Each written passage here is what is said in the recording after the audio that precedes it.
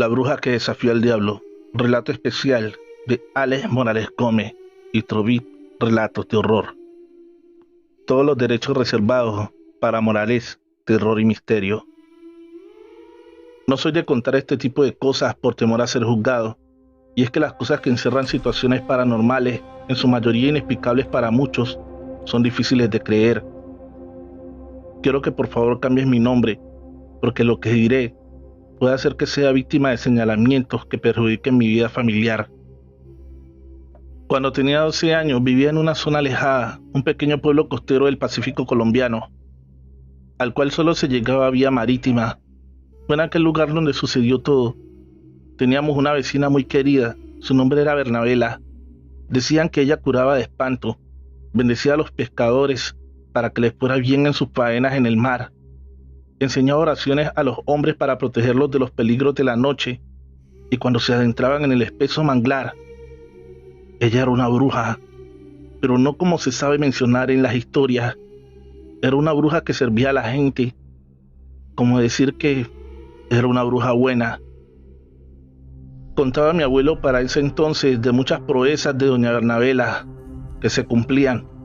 La que siempre recuerdo es cuando mi abuelo contaba que el padrecito de nuestro pueblo, de aquella pequeña capilla, frente a todos los feligreses en la iglesia, se arrodilló y besó la mano de la bruja, dándole gracias y reconociendo su poder, porque juntos lograron llevar a cabo un exorcismo, nunca antes visto en el pueblo, donde vencieron al mismo diablo. Resulta que una tarde muy fría en el mes de abril, la niña Rosaura, hija del vecino Manuel, se había ido a jugar al monte adentro. Pasaron las horas y se hizo de noche. Rosaura no aparecía, así que debieron salir a buscarla, pero no la encontraron. La noche estaba demasiado oscura, tanto que apenas se podía ver a las personas cuando estaban cerca. Una espesa neblina cubría el pueblo. Los animales estaban inquietos, los perros no dejaban de ladrar, el miedo caminaba a las calles del pueblo, y hasta los más valientes sudaban y temblaban de una forma inexplicable. Así pasaron varios días que trataban de buscarla, pero era como si nunca avanzaran, hasta que intervino el padrecito y doña Bernabela, diciendo que esto no era normal. Podían sentir el mal cerca, aguardando para devorar a todo aquel que cayera en sus garras. En la noche, Bernabela le dijo al padrecito y a algunos hombres que iría al lugar donde se creía que estaba la niña. Debían de dejarla sola, que la fueran a buscar en la mañana. Cuando estos llegaron al amanecer, encontraron a Bernabela demacrada y ojerosa. Parecía muy enferma. Ella les dijo que en realidad lo de la pérdida de la niña Rosaura era cosa del demonio y debían ir a buscarla. El padrecito y los hombres le dijeron que ellos irían, que los esperara ahí, pero ella dijo que tenía que ir con ellos. Fue así que 8 hombres y Bernabela emprendieron camino, monte adentro, en busca de Rosaura. Pronto de adentrarse en el monte, se hizo la oscuridad. Se hizo una oscuridad como si fuera medianoche, algo bastante extraño y terrorífico, pues era cosa de las 7 de la mañana. Empezó un huracán que cubrió todo el bosque. Silbaba y amenazaba con derribar a los hombres. Bernabela y el padrecito eran los únicos que seguían con la entereza y decían que tenían que seguir avanzando, que la niña estaba cerca. Uno de los hombres huyó apenas vio la oscuridad.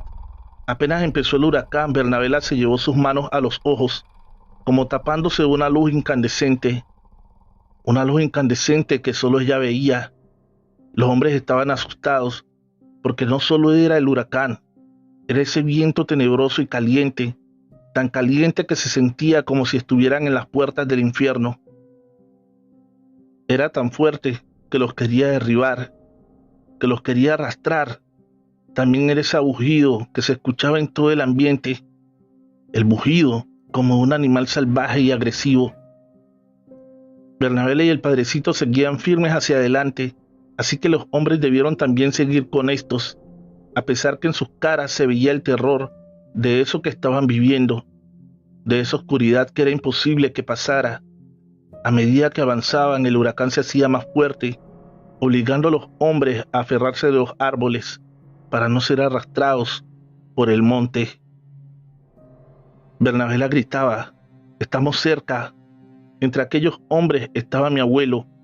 Después de unos cuantos pasos más, el huracán se detuvo, pero en cambio llegó un temblor que hacía rugir la tierra, hacía que ésta se tarjara por la mitad. Al padrecito debieron darle la mano para no ser engullido por una de estas grietas hechas en la tierra. Otro de los hombres huyó apenas empezó el temblor. Bernabela gritaba como loca: «Hay que seguir avanzando, hay que seguir avanzando, estamos cerca». El temblor seguía con más fuerza, tumbando los hombres al piso. El ambiente se llenó de un olor a azufre y a podredumbre y de un chillido que hacía doler los oídos. Los hombres se llevaron las manos a las narices y a los oídos, tratando de protegerse de aquello que no entendían. De un momento a otro se hizo el silencio y vieron a la niña sentada. Parecía que hablaba con alguien y sonreía. La oscuridad era absoluta, pero donde estaba la niña se veía con claridad. Una voz tenebrosa y rugiente cubrió todo el monte y gritó: «Largo de aquí». Otro de los hombres huyó muerto de terror. Gritaba por todo el monte: «Es el demonio, es el demonio». Bernabela pareció ser atravesada por un rayo que nadie más vio, pero que la hizo caer al suelo.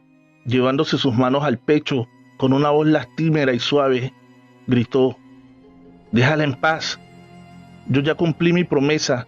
En ese momento, la niña corrió a brazos de Bernabela y el sacerdote. Bernabela se veía débil, así que los pocos hombres que quedaban en el sacerdote llevaron en sus brazos a la niña y a Bernabela al poblado. En el mismo momento que Bernabela cayó al piso, llevándose las manos al pecho, se hizo de día. Se vio el sol en el firmamento irradiando, como nunca antes lo había hecho. Bernabela, después de lo vivido, quedó débil y enferma. Muy pronto murió. Nadie sabe a ciencia cierta lo que pasó, pero algunos cuentan que le confesó al padrecito, días antes de morir, que el demonio se había vengado de ella y se había robado a la niña para hacerle pagar por haber hecho el bien. Esa era la venganza del demonio, por ella no dedicar sus artes y su conocimiento al servicio del mal, y por el contrario, sí a hacer el bien. Recuerden también que la mejor forma de apoyar este canal es dejando tu pulgar arriba y un bonito comentario. Si aún no estás suscrito, dale fuerte al botón de suscripción y activa la campanita de notificaciones. Renuncia, escrito por Anaís Veloz, historias macabras para no dormir. Trabajaba como policía en el estado de Jalisco, pero debido a lo que me sucedió renuncié de inmediato. Quizás crean que soy muy cobarde, pero hasta la fecha sigo sin desprenderme de esto. Hace algunos meses estábamos 3 compañeros y yo de servicio.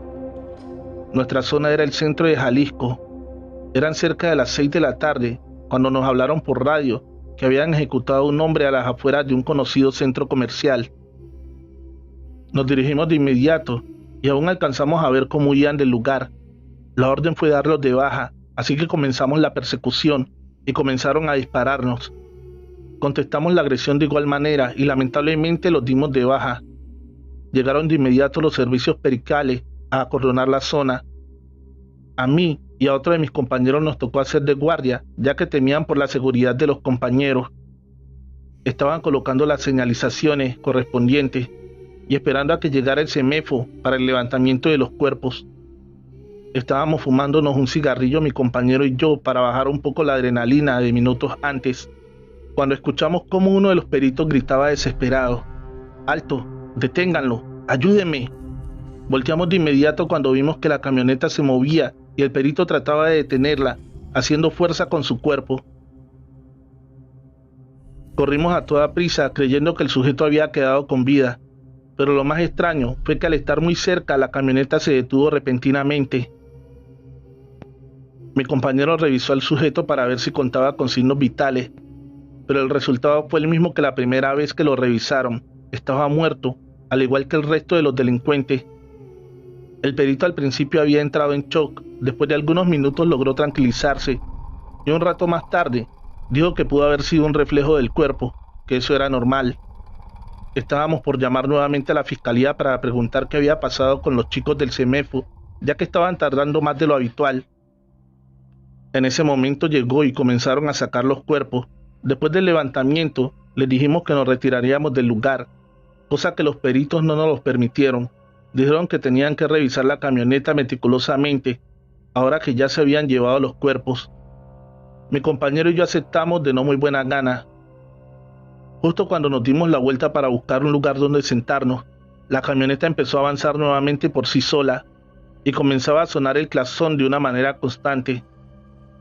«Quita las llaves», le gritaba a mi compañero, que hacía la lucha de subir a la camioneta. Cuando por fin pudo abrir la puerta para subirse a la camioneta, nuevamente se paró de golpe y pude ver la cara de mi compañero de terror. «¿Qué pasa?», le gritaba algo estresado al verle el semblante. «No tiene llaves. ¿Cómo demonios es que se mueve?». Para tratar de tranquilizarlo, le dije que debía ser una falla mecánica.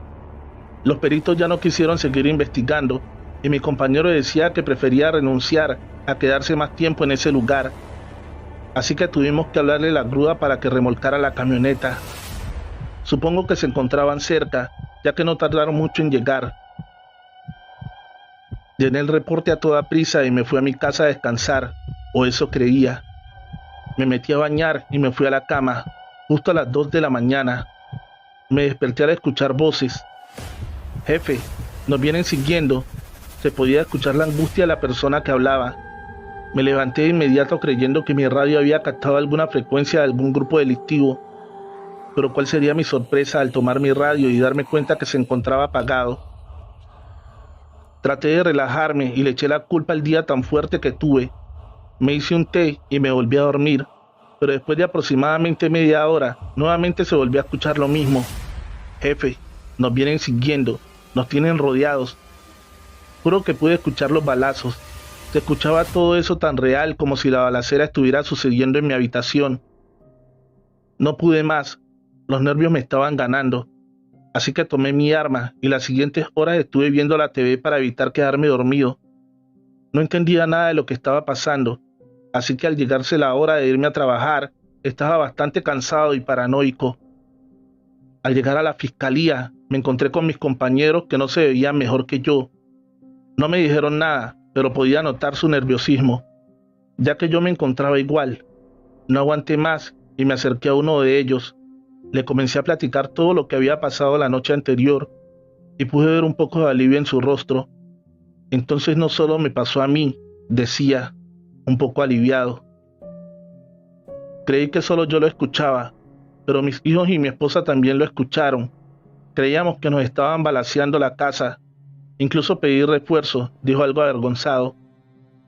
Estábamos muy entrados en el tema cuando nos interrumpió el encargado del corralón, donde habíamos mandado la camioneta.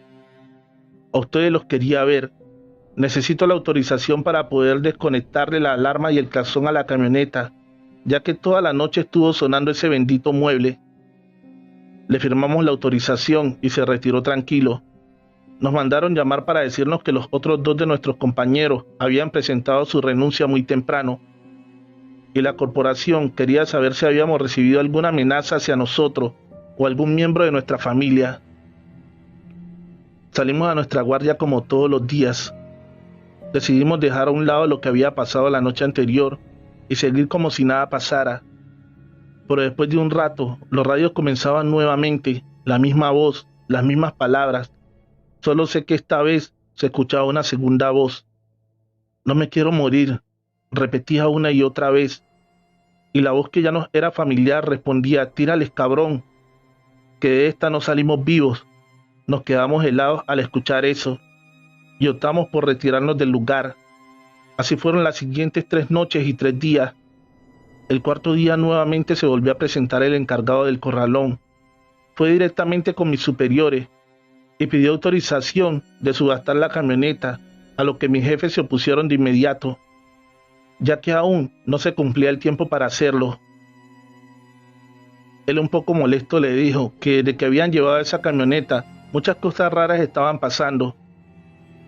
El primer día no dejaba de sonar, creíamos que era alguna falla, pero llevamos un eléctrico y el ruido seguía.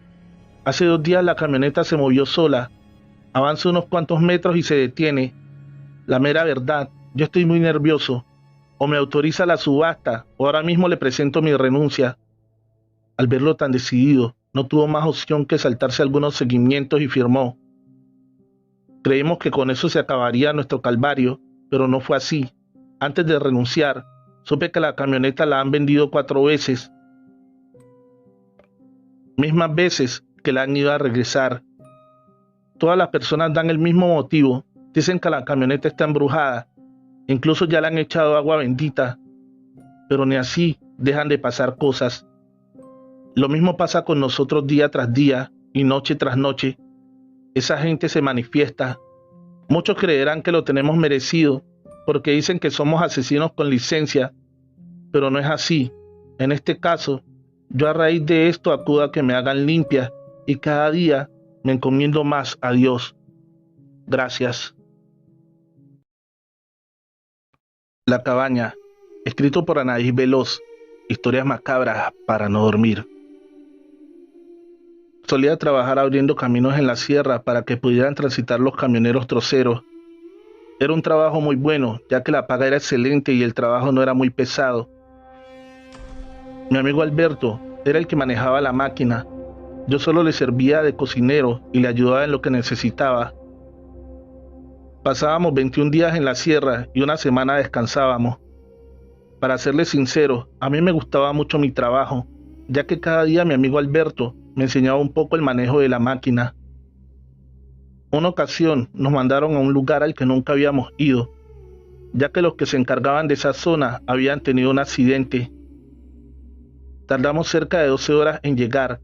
Estábamos muy cansados y lo peor de todo es que nos dejaron pasadas las 10 de la noche y necesitábamos caminar cerca de 1 hora y media para localizar la máquina que habían reparado días atrás los mecánicos. Empezamos a caminar ya resignados, mi compañero y yo, cuando después de algunos 20 minutos pudimos ver una cabaña, así que decidimos tocar, y nos abrió una señora de algunos 40 años. Después de presentarnos y decirle qué es lo que hacíamos, allá a esa hora, le pedimos que nos dejara pasar la noche, ya que se nos estaba haciendo imposible seguir caminando por la oscuridad. Ella muy amable nos invitó a pasar, y dentro de la cabaña se encontraban otras 2 mujeres jóvenes, 3 hombres y 4 niños. Ellos fueron bastante amables con nosotros, pero había algo muy raro en aquella familia. Se notaban bastante pálidos y los niños se veían como si estuvieran enfermos. No hablaban ni hacían movimiento alguno. Uno de los hombres se acercó a saludarnos y a preguntarnos qué era lo que hacíamos a esas horas caminando solos, que era muy peligroso. ¿Peligroso?, preguntó Alberto entre risas. Si aquí no hay más que árboles. En ese momento todos nos miraron algo molestos. Y el señor repuso: aquí hay más peligro de lo que te imaginas, muchachos, y es mejor estar atentos. Mi compañero se acercó a decirme que debían de estar locos, que hiciéramos la lucha de dormirnos y que en la mañana nos iríamos muy temprano, ya que esa gente comenzaba a darle miedo. Les pedimos que nos dijeran dónde podíamos dormir, a lo que la mujer solo señaló una esquina sin decir palabra alguna. Extendimos las cobijas y nos acostamos. No pasó más de media hora cuando comenzamos a escuchar cómo aventaban la puerta y cómo entraban corriendo varias personas. Supusimos que eran varias por el ruido que se lograba escuchar, ya que la oscuridad de la noche nos impedía ver. Después de unos segundos, una fuerte descarga de arma de fuego nos hizo quedarnos petrificados sin poder movernos. Creíamos que esa gente no se había dado cuenta que estábamos ahí. Aunque les parezca increíble, nos quedamos dormidos. No sé si fue el miedo o qué demonios pasó esa noche, pero a la mañana siguiente mi compañero me despertó. Pensé ver sangre tirada por todos lados, pero vaya sorpresa que nos llevamos. La cabaña estaba totalmente sucia, incluso pareciera que llevaba varios tiempos deshabilitada. Por eso no podría ser posible, el día anterior se encontraba totalmente diferente. Recogimos nuestras cosas a toda prisa y al salir de ese lugar nos quedamos helados al ver que frente a la cabaña se encontraban 10 cruces, cada una de ellas tallada con nombre y fecha, y lo más impactante es que en una de ellas llevaba el nombre de la persona que habíamos conocido horas atrás. Corrimos despavoridos, incrédulos y bastante nerviosos por lo ocurrido. Al llegar a donde estaba la máquina, ahí se encontraba un campamento de leñadores, y al vernos en tan mal estado, se acercaron a preguntarnos que qué nos había pasado. Le narramos lo acontecido, y uno de ellos comenzó a llorar desconsolado. Ellos eran mi familia, y hace 8 años los asesinaron para quitarles sus tierras. Yo andaba entregando una carga para la ciudad, por eso fue que a mí no me hicieron nada. Pero ya varias gente ha comentado que aún se pueden seguir viendo en la cabaña. Nuestra vecina la bruja, escrito por Alex Morales Gómez. En la descripción, el link de su página de Facebook. Síguelo. Mi madre tuvo un encuentro verbal con una vecina, porque ésta le arrancaba el jardín que daba en los linderos. Decía que eran de ella. Mi madre, muy apegada a su jardín, le reprochaba que su mano marchitaba sus plantas. Desde ese día quedó un rencor que no acabaría nunca. Al principio a mi madre empezaron a morírsele las aves de corral, sin saber cómo ni el por qué. De un momento a otro enfermaban y morían. Aunque mi madre les hacía cuanto estaba en sus manos, no lograba salvarlas. Después fue el jardín. Toda planta que se sembraba pronto perdía color hasta secarse. Mi madre decía que era cosa de la vecina, que era una bruja. Mi padre decía que no creyera en cosas de esas. En casa mi padre y mi madre empezaron con el tema de vender la casa. Se sentían aburridos. Ya no le encontraban gracia a aquel lugar por el que tanto lucharon por conseguir. Sus discusiones eran frecuentes y la mayoría de veces por cualquier tontería. Mi hermana y yo solo éramos niños y nada podíamos opinar. Se vivía un ambiente tenso en nuestra familia. Una mañana que mi padre hacía una brecha para desagüe de agua lluvia, encontró en los alares de la casa una bolsa enterrada. En ella había una tierra entre gris y negra. Mi padre llamó a mi madre y le dijo que viera lo que había encontrado. Sin pensarlo 2 veces, fueron donde la abuela a preguntarle qué podía ser aquello. La abuela, sin dudarlo, les dijo que era tierra de cementerio y estaba allí con el fin de hacerlos aburrir. Debían llevarla al mismo cementerio y regarla en ese campo santo. El domingo todos fuimos al pueblo para asistir a misa. Al terminar subimos al cementerio y regamos la tierra. Después de ese día, volvió la paz a casa.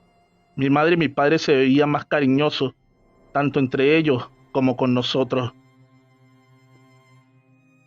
Mi padre muy pronto se fue a trabajar a otra ciudad y mi madre quedó sola en casa con nosotros. En las noches empezó a sentirse un aleteo como el de un ave demasiado grande. Se posaba en el techo y chillaba como un ave. En otros momentos se reía con una risa macabra. Por su sonido, era una mujer. Una noche que mi hermana y yo andábamos fuera, vimos 3 bolas de fuego unidas y chillando como una ave herida. Nosotros al verla le mostramos a mi madre. Ella nos dijo que era una bruja. Nos encerramos, pero en la noche entró por el patio de ropas. Llegó a la puerta y no sabemos cómo la traspasó. Escuchamos cómo llamaba a nuestro perro por su nombre. Este no ladró a sabiendas que era un animal bastante agresivo. Mi madre, asustada, sacó un machete, lo hizo sonar en el piso y le dijo: «Sé quién eres», y la llamó por su nombre, el de mi vecina precisamente. No uso nombres porque esta historia es real, y al día de hoy, 2020, la mayoría de las personas implicadas aún viven. Después de sentirse descubierta, la sentimos salir de la casa y volar. El aleteo se sentía fuerte, se sintió una risa bastante tenebrosa. Al día siguiente, mi madre fue donde una vecina para pedirle consejo. Esta le dijo que la manera de acabar con esto era muy sencilla. Debía traer agua bendita. Ella haría unos saumerios con plantas especiales. Así lo hizo mi madre. La señora regó agua por todo alrededor de la casa. Después, con el saumerio, hizo una oración diciendo el nombre de nuestra vecina. Nos dijo que si, como ella sospechaba, la vecina era la bruja que la molestaba, a esta se le moriría el jardín y los animales, hasta que ella misma viniera a confesar su pecado y a disculparse. Mientras no lo hiciera, todo seguiría.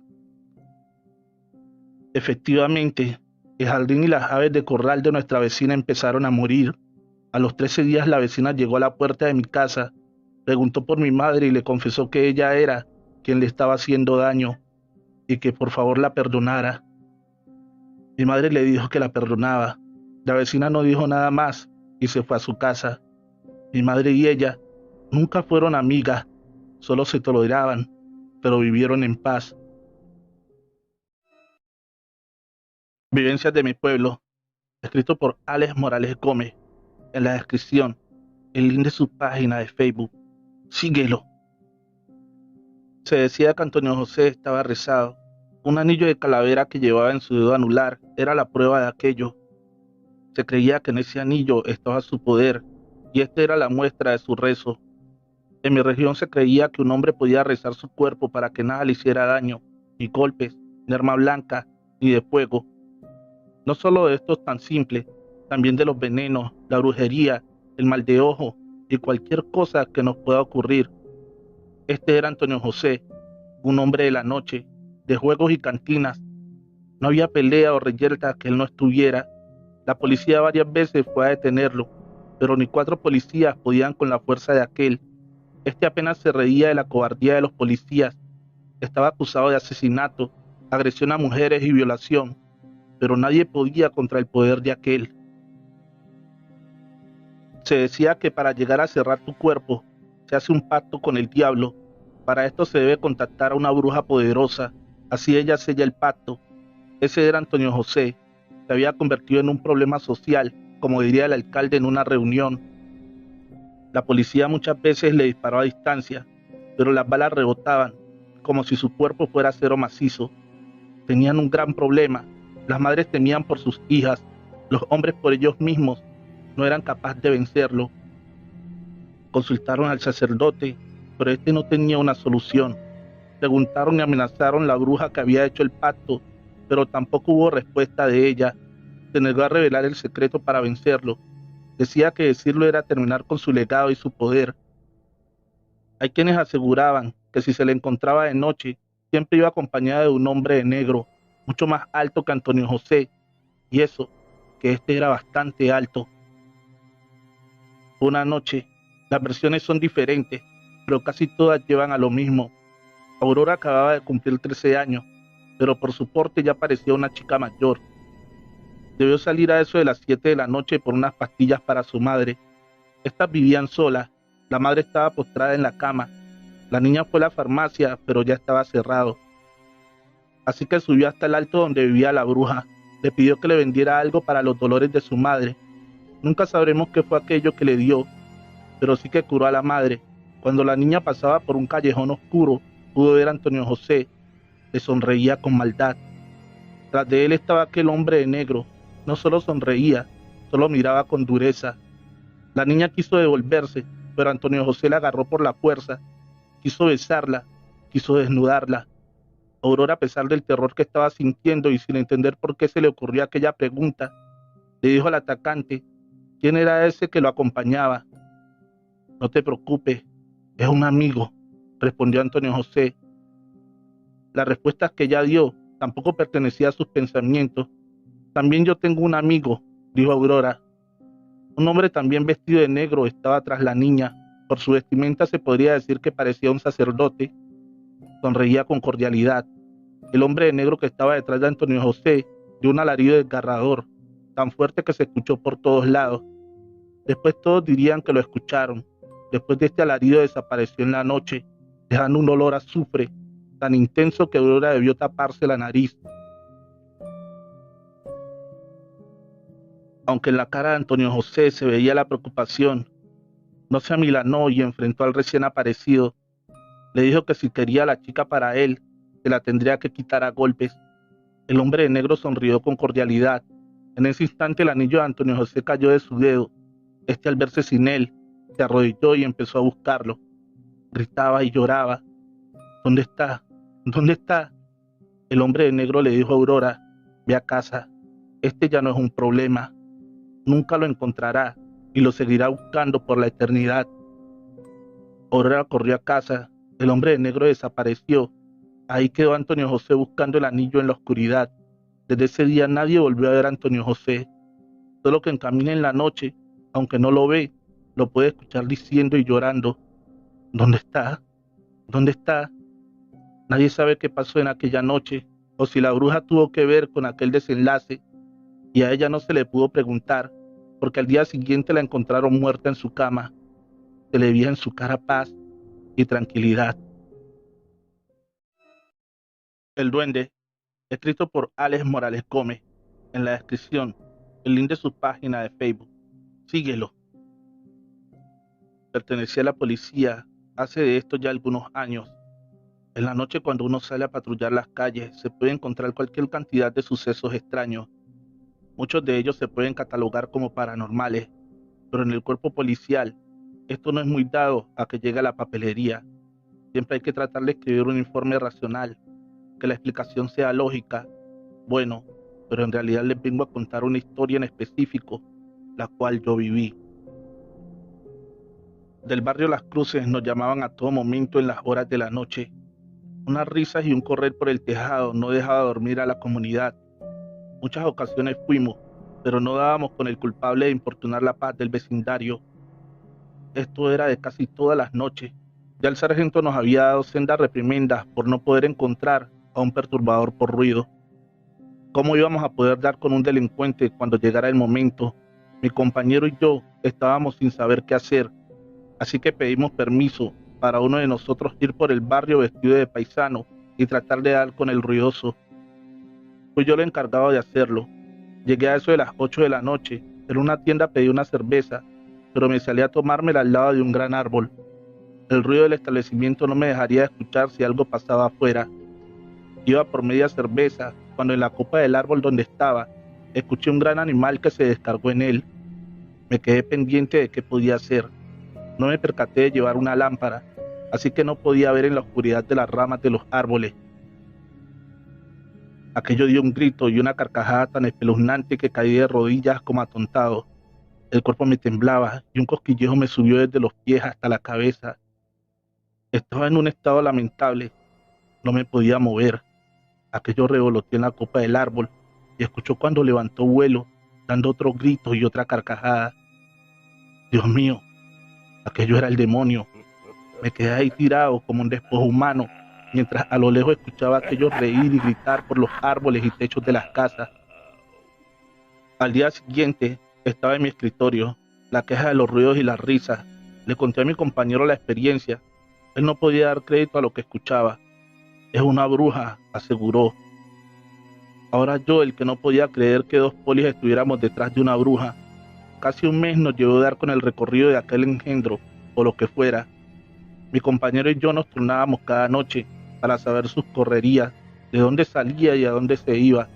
Así fue que dimos con la casa donde salía aquello. Y digo así, porque fui yo quien lo vio salir por primera vez. Apareció en el techo de la casa como un humo negro, después se transformó en algo así como un ave, pero su figura no era definida. Era grande y con alas. Dio su peculiar chillido y la carcajada aquella.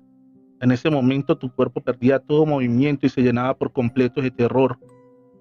Igual le había pasado a mi compañero en sus noches de vigilancia, pero ahora yo estaba viendo aquello. El terror que sentí no se puede explicar en letras. Aquello lanzó vuelo y se escuchaba en los techos y árboles.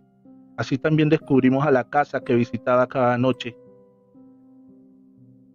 En el día fuimos a ambas casas. Queríamos entrevistar a las personas de allí. Fuimos con uniforme y con un poco de mentiras por una encuesta policial. Fuimos a cada casa. En la primera solo vivía un hombre. Era un anciano jovial y conversador. Casi no podía caminar. Se ayudaba de un bastón. Vivía solo. Este no podía ser el brujo, o lo que fuera. ¿Cómo podía un anciano así volar por los aires? Nos fuimos decepcionados de nuestra extraña investigación.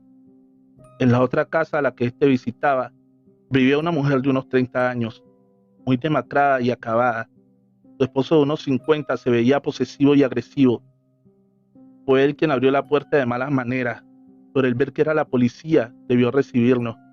Las preguntas fueron las comunes: nombre, quiénes vivían ahí y esas cosas. Solo vivían ellos dos y no tenían hijos. Mi compañero y yo no sacamos nada en limpio. más aún que no queríamos hablar del tema de la bruja, a menos que tuviéramos una luz de lo que estaba pasando. Nos fuimos con muchas preguntas y ni una respuesta. Sin saber qué hacer, acudimos a la iglesia. Estábamos dando palos de ciego. El sacerdote nos atendió muy atento.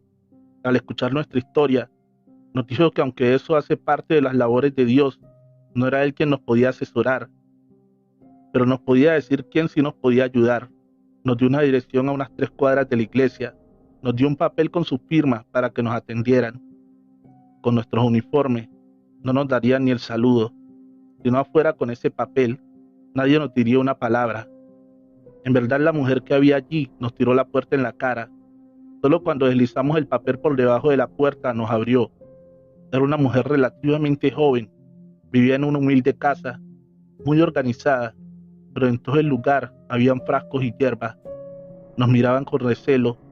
Cuando terminamos de contar esta historia, fue el único momento que sonrió. Ese es el duende, dijo. Es un brujo muy poderoso. Desde siempre le han dicho el duende. Dicen que habla directamente con el diablo y es él quien le otorga todo su poder. La mujer, lo más seguro, es alguien que él quiere hacerle daño hasta matarla. Cuando vuela, chilla y se carcajea para que nadie dude del poder del demonio representado en el duende. No podíamos dar crédito a las palabras de la mujer. ¿Cómo un anciano en esas condiciones podía tener tanto poder? Le preguntamos. ¿Cómo podíamos detenerlo? Nos dijo que primero debíamos saber por qué visitaba a aquella mujer, y eso lo debía saber ella. Después de tener esta información, debíamos ir a pleno día, ya que a esta hora está muy lejana la oscuridad, y esta es la que le da más fuerza. Con unas ramas de rúa previamente bañadas en agua bendita, se le da unos azotes, diciéndole por qué se le castiga, y cómo no quieren que lo vuelva a hacer. Así él nunca podrá volver a visitar a esa mujer en especial. Eso no le quita que pueda seguir haciendo sus fechorías a otros. Nos quedamos ahí parados como idiotas. ¿Cómo 2 policías van a golpear a un hombre, así sea con ramas secas? Esto nos podría llevar a perder la placa y hasta ir a la cárcel. Ella nos miró y, como si leyera nuestros pensamientos, nos tranquilizó. Dijo que el anciano no nos denunciaría. Para él, con sus poderes, no podía decir cuál era el secreto para vencerlo. Con esta información, estábamos encaminados a este extraño caso, pero aún faltaba la información de la mujer. Antes de ir allí, investigamos en las fichas de la policía a la pareja. Ella no tenía ningún antecedente, pero el hombre sí los tenía. Varias denuncias por maltrato a mujeres y animales. Nunca fue encarcelado por esto, pero todas con anterioridad a su pareja actual. Al parecer, había cambiado o ella aguantaba callada. Para mi compañero y yo, esta última era la más creíble. Llegamos allí y mientras mi compañero hablaba con él, mintiendo por supuesto, lo intimidaba con aquellas viejas denuncias. Le decía que una mujer de aquellas también lo acusaba de violación y este delito en nuestro país no caduca nunca. Fue una apuesta arriesgada, pero dio resultado. Mientras mi compañero lo interrogaba con datos sacados de los expedientes, yo hablaba con su esposa. Estábamos cometiendo una cantidad de abusos de autoridad, digámoslo así. Pudimos llegar al fondo de esto. Ella me confesó que hacía cosa de unos 10 años se había casado con aquel hombre. En el noviazgo, él era todo un príncipe, pero 3 días después de casarse, le dio una golpiza por una pequeñez. El sueño de ambos era tener hijos, pero ella, después de aquella golpiza, se prometió que nunca tendría un hijo con aquel hombre. Al comienzo empezó a planificar a escondidas, hasta que hace cosa de 1 año la descubrió. La golpeó tan fuerte que ella pensó que iba a morir, pero ni así lo denunció. Sin saber qué hacer, recurrió donde el duende. Cuando la madre de su esposo murió, él debió viajar a su pueblo y así ella aprovechó para visitar al duende. Este le dio un bebedizo con el cual nunca quedaría embarazada. Pero por esas cosas del destino, el duende, a pesar de ser un anciano decrépito y sin ánimos de nada, se enamoró ciegamente de ella. Le prometió riquezas y poder si se separaba de su esposo y se iba a vivir con él. Pero ella le hizo notar lo anciano que era, sus pocas fuerzas, cómo él, un hombre tan mayor, iba a estar con una mujer tan joven y además ella era casada. Esto le impediría estar con él. El duende se rió a carcajadas y le dijo que ella no se iría a vivir con él como estaba, sino con el poder que le daba el demonio, pero la mujer lo despreció y lo dejó solo en su casa. A partir de esta noche, siempre después de la medianoche, aquello la visitaba y la poseía como mujer. A pesar de que su esposo estaba a un lado, ella no podía gritar ni podía decir nada. Su respiración y su voz se perdían por completo. No solo era la posesión, era el maltrato físico. Nunca pudo dormir bien después de aquella noche. Su mayor martirio era que no podía contarle nada a su esposo, porque contarle sería decirle a lo que había acudido donde el duende, así que solo aguantaba con paciencia. Al día siguiente, a pleno mediodía, visitamos al brujo, más conocido como el duende. Cuando llegamos allí y vio que sacamos las ramas, se quedó mirándonos fijamente. Él entendía lo que estaba pasando. Empezamos a castigarlo y a decirle que no debía visitar nunca más a esa mujer. No debía hacerle daño. Lo más horroroso de todo aquello es que lo golpeábamos con una simple rama. Los golpes no eran duros, pero cada golpe era una laceración y un derramamiento de sangre, como si lo estuviésemos golpeando con alambres de púa. Él no se quejaba, no decía nada, solo lloraba, pero sus lágrimas no eran de dolor, sus lágrimas parecían de humillación, la humillación de saberse descubierto, ver su poder vulnerado por una simple rama y unos simples policías. Días después murió el duende, y no por nuestro castigo, más bien por un paro respiratorio. Todos acudieron a su entierro, incluidos mi compañero y yo, pero sucesos extraños ocurrieron aquel día. No pudieron entrarlo a la iglesia, el ataúd pesaba toneladas. Mi compañero y yo, que estuvimos allí, intentamos ayudar a entrarlo, pero en verdad no éramos capaces de moverlo. El sacerdote debió hacer la misa fuera de la iglesia. Cuando tiró agua bendita en el féretro, un rugido estremecedor hizo correr a muchos de los presentes. Después de esto, el ataúd volvió a ser liviano, tan liviano como el cuerpo que llevaba adentro, del duende que, aunque fue muy famoso, murió como muere cualquier ser humano. El dato que voy a dar aquí, mi compañero y yo pensamos en no escribirlo, puesto que no nos orgullece decirlo, pero para que la historia no quede inconclusa, lo teníamos que narrar. La mujer siguió viviendo con su esposo, pero unos días después de la muerte del duende, recibió una golpiza tan fuerte que fue a dar al hospital. Yo personalmente fui allí y le tomé su denuncia. Arrestamos a su esposo, pero sabíamos que esto no daría mucho tiempo de cárcel y pronto saldría de allí y ella tendría más problemas. Así que hicimos lo mismo que con el duende, pero esta vez sí golpes de verdad, golpes que hacían daño y quebraban costillas. Como les dije anteriormente, no me siento orgulloso de esto, pero de esta manera hicimos que aquel hombre respetara a su esposa y nunca más le volviera a alzarle una mano. Vivieron felices, nunca se supo. Y hubiese una agresión más, pero nunca tuvieron un hijo, porque el duende hacía bien su trabajo. Si aún no estás suscrito, te invito a que le des fuerte al botón de suscripción y actives la campanita de notificaciones. El nuevo brujo, escrito por Alex Morales Gómez. En la descripción, el link de su página de Facebook. Síguelo. Estas son dos historias en una, pero estaban unidas la una con la otra. Aún estaba yo en la escuela cuando llegó a vivir enseguida a una casa de mi padre, un hombre llamado Antonio, pero todos le decían Antonio Tabaco, por su peculiaridad de tener siempre un tabaco entre sus labios. Aunque no era de por allí y nadie lo conocía, pronto se fue haciendo famoso porque su brujería era poderosa e infalible. Podía acabar con cosechas o hacer que éstas germinaran, hacer que llegara la lluvia o la sequía según los deseos del cliente. Sanaba el ganado a la distancia, tan solo con un conjuro. Leía el tabaco, el chocolate y fotos. El gran brujo, empezaron a llamarlo algunos. Allí iban muchas mujeres feas, viejas, jóvenes y bonitas, todas en busca de amor o para que les quitara a sus esposos, los bebedores o los agresivos. Se empezó a decir que el brujo utilizaba su fama para seducir a las mujeres más bonitas. Cuando se encerraba con ellas, no era para hacerles ningún trabajo, era para llevarlas a la cama, así que muchos hombres estaban celosos y a la vez preocupados, pues sabiendo de sus poderes era difícil enfrentarlo. Un domingo Catalina fue a consultar al brujo. Quería que éste le dijera si su esposo le era infiel. Como siempre, este se encerró con la joven esposa en una habitación. De allí salía humo, un humo con un olor peculiar a mentol, pero también salían gemidos de placer.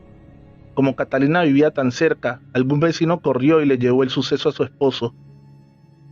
Este se vino con revólver en mano y con 3 tiros al aire hizo salir al brujo y a su cliente. Ambos salieron en prendas menores.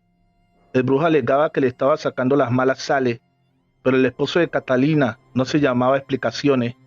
Lo amenazó con el revólver y le exigió irse de inmediato del lugar. Así fue que el brujo, sin mediar más palabras, empacó lo poco que pudo y huyó del lugar. Esa misma noche, Catalina desapareció en la noche, llevándose unas pocas pertenencias. Algunos dicen que huyó tras el brujo, otros dicen que la vergüenza no le permitía estar más por allí. Al esposo de Catalina lo encontraron muerto en la entrada de su casa. Se cree que al amanecer, buscando a su esposa huida, una abeja entró en su garganta y dejó su aguijón allí. El hombre murió ahogado por la hinchazón de la picadura. Nadie podrá saber bien cómo pasó, pero muchos pobladores aseguran que fue el brujo que vino en forma de abeja y lo mató. Allí entra la segunda historia. Arnulfo era el ayudante de Toño. Era un joven retraído. Muchos dirían que tonto. Hasta el propio Toño decía que no se le podía mandar a hacer encomiendas muy complicadas porque las olvidaba. Pero Arnulfo llegó una tarde a la casa que pertenecía a su jefe Toño. La cercó con alambre por todos lados y llevó 2 perros negros inmensos y abrió de nuevo el trabajo del brujo. Al principio nadie quería ir allí. Sabían que Arnulfo no era normal, pero con los días se fue ganando a las personas, no solo de la vereda, también de toda la región. Del pueblo y de pueblos contiguos, se decían que tenía más poder que Toño. Algunos decían que este último fue quien le enseñó, otros que era el mismo Toño que había tomado el cuerpo de Arnulfo. Quienes lo consultaron decían que era un hombre completamente diferente. En la noche dicen que lo sentían correr por los cultivos dando carcajadas. Se sabía que era él por su risa peculiar. También dicen que por donde pasaba secaba los cultivos. Muchos temían pasar por el frente de su casa en las noches, no solo porque se escuchaban oraciones y voces extrañas, también porque los 2 perros, que ya de por sí en el día eran atemorizantes, en la noche eran 2 fieras con los ojos como fuego y por su boca salía una babasa que más parecía lava de un volcán ardiente. Siempre parecían estar furiosos. Fuera de día o de noche, solo se calmaban cuando Arnulfo les daba un pequeño silbido. Dicen que aquel nuevo brujo estaba haciendo una fortuna con su magia o brujería. Al principio las colas eran importantes, después debió empezar a dar citas con más de 2 meses de antelación. Ahora entra a esta historia mi familia, más que nada mi padre. Mi familia tenía una casa para alquiler, contigua a la del nuevo brujo, pero hacía un tiempo estaba sola, ya que ningún viviente se quedaba allí. Algunos por lo que se escuchaba en la casa del brujo en las noches, otros simplemente se aburrían por cualquier pequeñez. Mi padre, cada que se iba un inquilino, la organizaba de nuevo, la pintaba, volvía a sembrar jardín, ya que este pronto se secaba. Un domingo que estábamos mis padres y yo en el pueblo comprando los víveres para la semana, se nos acercó una mujer que decían que era loca y vivía de la caridad de las personas. Eugenia se llamaba. Se vestía de harapos y olía mal. Esta llamó a mi padre aparte y le dijo que el vecino estaba interesado en que le vendiera la casa, para él hacer más grande su negocio. Por eso todos los inquilinos se aburrían, porque le habían puesto tierra de cementerio en varias partes de la casa y le habían hecho un conjuro de magia negra. Mi padre se quedó pensativo, a pesar que él sabía lo que pasaba con el brujo. No creía en esas cosas, mas sin entender, le preguntó a la anciana qué podía hacer para combatir aquel mal. Lo primero que debía hacer era encontrar la tierra de cementerio.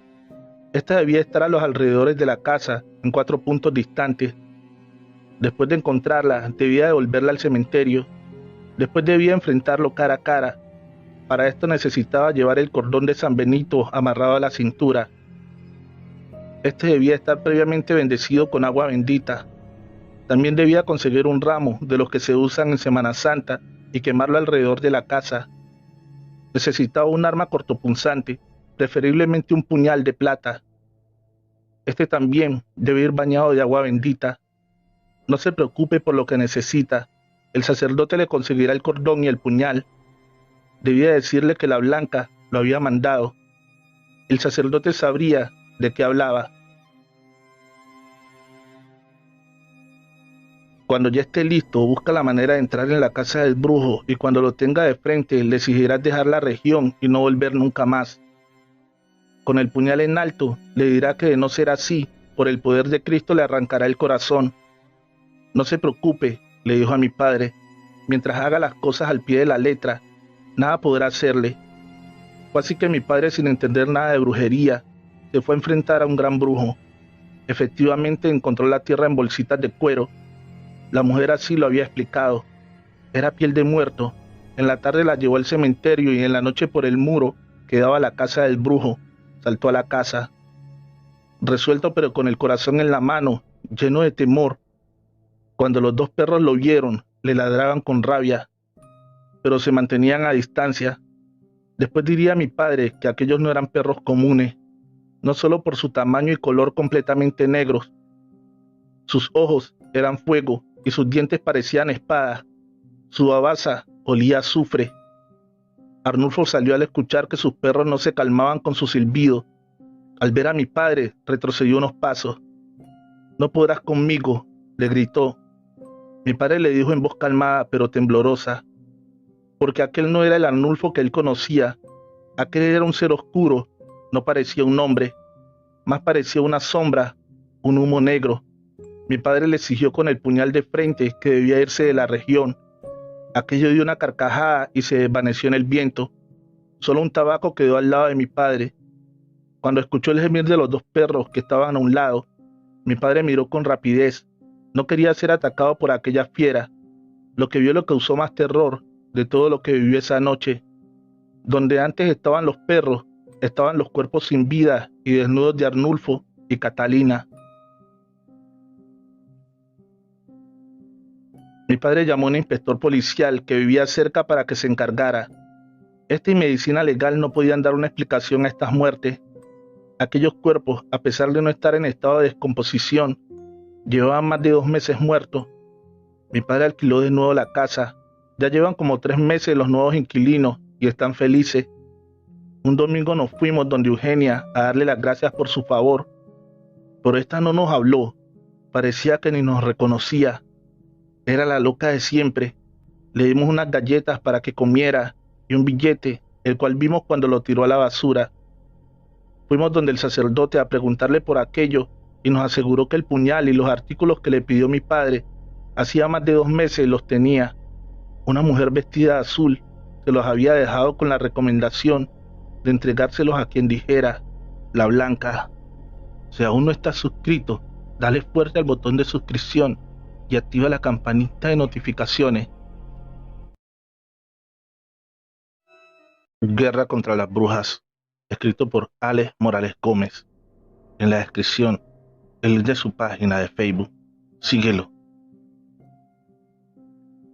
En aquel entonces, se hizo muy recurrente hablar de las brujas, de su poder y del terror que podían causar.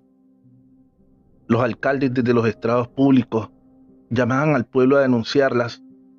Los sacerdotes desde los altares llamaban a quemarlas. Fue así que mi pequeño y olvidado pueblo se volvió en un rincón infestado de brujas, según decía la Santa Inquisición. Doña Entelvina, Doña Magnolia, la joven Margarita y otras que no recuerdo fueron quemadas en la hoguera. Sus propiedades pasaron a ser parte de la Inquisición o la Iglesia. Algún porcentaje al alcalde de turno. Mucho se hablaba de brujas y sus maldades, pero la verdad es que en el pueblo nunca se había visto algo que se pudiera relacionar con la brujería. Mi madre y yo vivíamos solas, ya que mi padre embarazó a mi madre y la abandonó. Mi madre era una mujer mayor para ser madre. Yo había llegado a una edad tardía, a pesar del abandono de mi padre. Mi madre me amaba con toda su alma. Mi anciana madre iba todos los domingos a la iglesia y pedía porque las lluvias no abandonaran los cultivos de plantas aromáticas, que era su fuerte, las que vendía los fines de semana en el pueblo. Estábamos en misa cuando una mujer me dijo que me corriera de su lado, que yo olía mal. Mi madre, enfurecida como nunca antes la vi, le dijo que jamás volviera a tratar así a su hija o tendría problemas. Resultó que la mujer era una hermana de la esposa del alcalde y se creía de mejor familia. Así que se generó una discusión en plena iglesia. Entre estas y aquellas salió la palabra bruja. Todos empezaron a decir bruja, bruja, y a señalar a mi madre. Yo tenía 15 años recién cumplidos, pero tenía muy presente que cuando la palabra bruja salía a colación, habría problemas.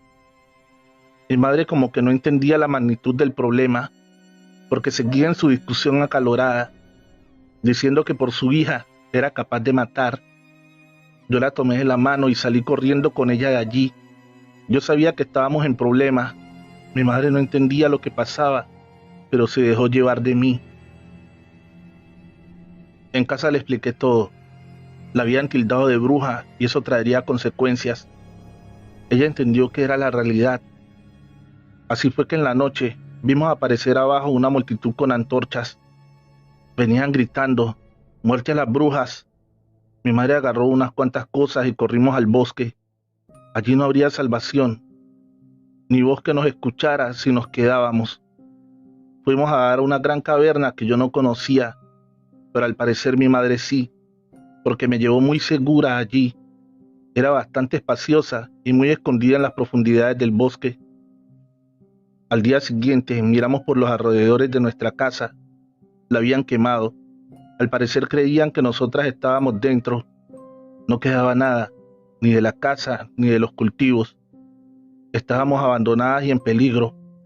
Nuestra única ventaja era que creían que estábamos muertas. Nos quedamos allí. Yo bajaba oculta con andrajos al pueblo para poder conseguir algo de comida. Me la robaba, ya que no teníamos con qué pagarla. Pero una vez me descubrieron y me quitaron con lo que me cubría. Me gritaron bruja. Como pude logré escaparme y huí al bosque. Algunos hombres llegaron hasta cierto punto, pero sabían que en el bosque no podrían andar fácilmente conmigo. Se regresaron. Le conté a mi madre lo sucedido. Ella me aseguró que nos buscarían. Nuestras tierras pertenecían ahora a la iglesia y si seguíamos vivas, en cualquier momento las reclamaríamos y eso ellos no lo iban a permitir. Le pregunté a mi madre qué íbamos a hacer. Ella me respondió que lo único que nos podría salvar era aquello de lo que nos acusaban. No le entendí. ¿Qué me quería decir? Esa noche me hizo acostar temprano. La caverna, a pesar de estar en medio del bosque, era un lugar acogedor y cálido. No sé qué me dio ella, en un té que me tomé al acostarme, porque muy pronto me quedé dormida. Eran casi la medianoche cuando desperté, cubierta con mi manta. Veo a mi madre desnuda, toda cubierta, como de una crema viscosa y verde. La escuchaba decir oraciones, palabras que yo no entendía, en un idioma que jamás había escuchado. Llamaba y pedía o aclamaba. Lo digo por su tono de voz. No podía entender qué era. De un momento a otro, un viento helado cubrió la caverna. Las llamas que nos alumbraban amenazaban con apagarse. Pero de un momento a otro esa llama se hizo tan grande que parecía que fuera a quemar todo dentro. En esa llama se veía una figura, la figura de un hombre. Se le veía bien su cara, su boca, sus ojos se diferenciaban. Bien su sonrisa, una sonrisa malvada. Mi madre seguía hablando en ese idioma que yo no entendía. De un momento a otro, aquel ser transformado en fuego dio una risotada tan tenebrosa que la caverna vibraba y hacía que mis vellos se pusieran de punta. Me tapé con la manta. No quería saber qué era eso o lo que podría hacerle a mi madre y a mí. Rezaba todo lo que sabía. De un momento a otro todo volvió a quedar en completa calma.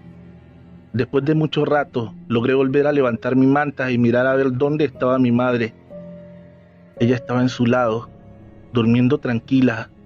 Su respiración era apaciguada. La noche que vi aquello, los hombres y sus perros nos buscaron por el bosque y no pudieron dar con nosotras.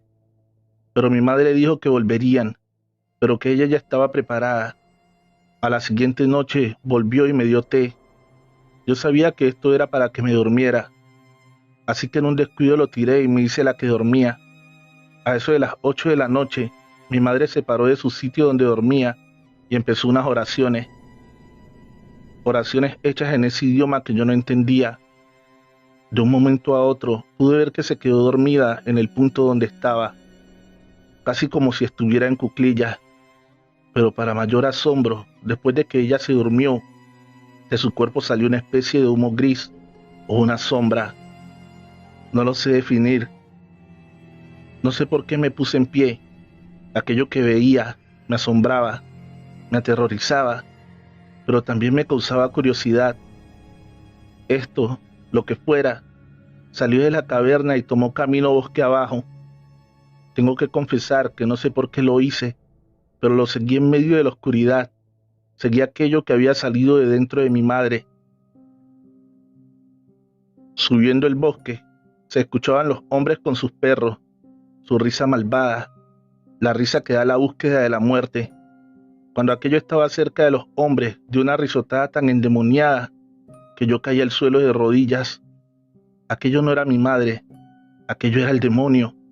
También los hombres se quedaron en silencio. Ese humo gris cubrió todo el bosque. Se hizo tan grande que parecía una nube de esas negras cuando va a llover. La risa se escuchaba en todo el bosque. Los árboles se mecían. El viento silbaba por entre las ramas. El huracán era insoportable. Los árboles parecían que se fueran a arrancar de raíz. Los hombres gritaban y lloraban. Se sentían correr.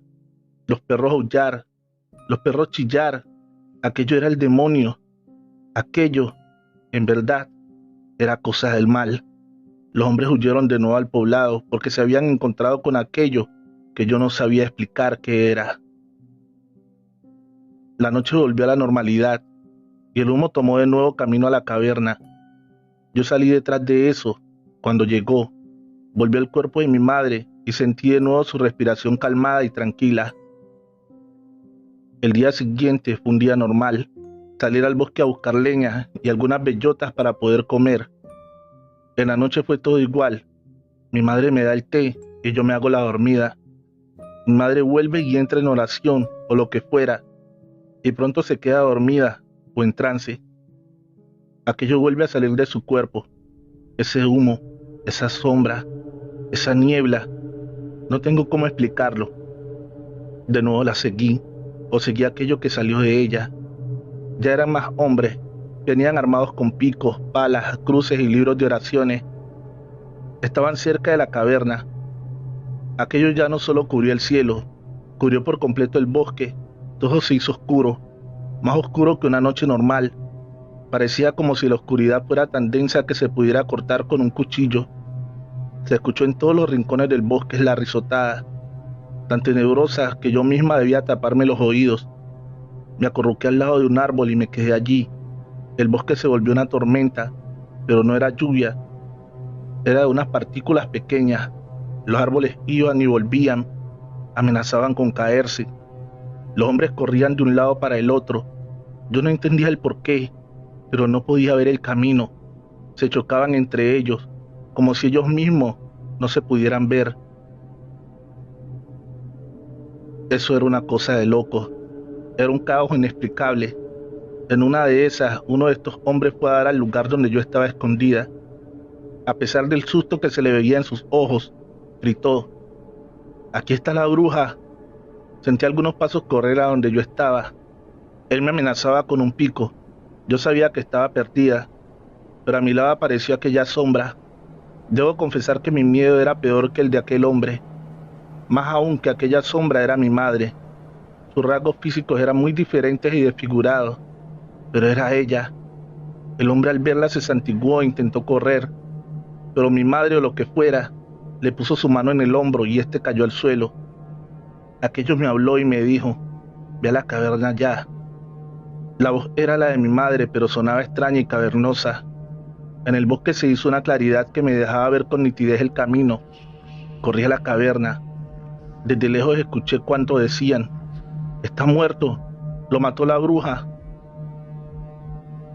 No sé cuándo llegó aquello al cuerpo de mi madre, pero ella en la mañana me dijo que esto que había visto era lo que los hombres le temían, a lo que la habían obligado. Si era por defenderme, se aliaría hasta con el demonio. Así fue que seguimos nuestras vidas. En ocasiones intentaban buscarnos para matarnos. Nos enteramos que el bosque lo llamaban el bosque de la bruja. Ella iba al pueblo y robaba comida. No sé si lo hacía ella o lo que había dentro. Unos años después murió tranquila en su lecho. Me dijo que ya era justo que volviera al pueblo y reclamara nuestra propiedad. Ya nadie se acordaría de mí. Ya era toda una mujer. Así lo hice y viví en aquel pueblo hasta mi vejez. La Inquisición terminó. Las brujas se olvidaron, pero las personas del poblado le siguen temiendo al bosque donde vive la bruja. Recuerda que la mejor forma de apoyar el canal es dejando un like, un bonito comentario y compartir este video con un amigo. En la descripción de este video está la dirección de correo electrónico al cual puedes enviar tu relato. Llegó con la lluvia, escrito por Alex Morales Gómez. En la descripción, el link de su página de Facebook. Síguelo. Fue un día como cualquier otro, soleado y agradable. No se preveía lluvia. Mi madre fue la única que en la tarde dijo que algo no le gustaba en el ambiente.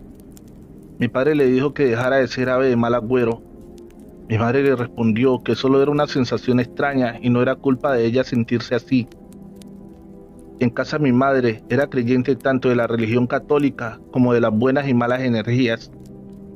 Mi padre, por el contrario, podríamos decir que era ateo, pero a él no le gustaba que lo catalogaran así. A eso de las 7 de la noche empezó una suave lluvia. La verdad nos agradaba para que refrescara el jardín, pero sabíamos que no estábamos en épocas de lluvia, entonces sería algo pasajero.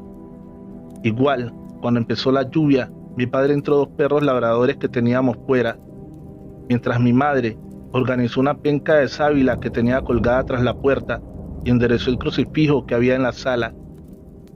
Mi padre la miró con cara de pocos amigos, pero no dijo nada. La lluvia seguía siendo suave pero constante. Un silbido se escuchaba afuera, pero no era el viento, ya que mi padre tenía varios sonajeros de viento fuera y ninguno sonaba. Los 2 perros empezaron a gemir y a chillar. Corrían bajo el mueble donde estaba mi padre. Estaban muertos del miedo, algo que nunca antes había pasado. Mi madre se santiguó y se sentó al lado de mi padre. Yo en medio de ellos.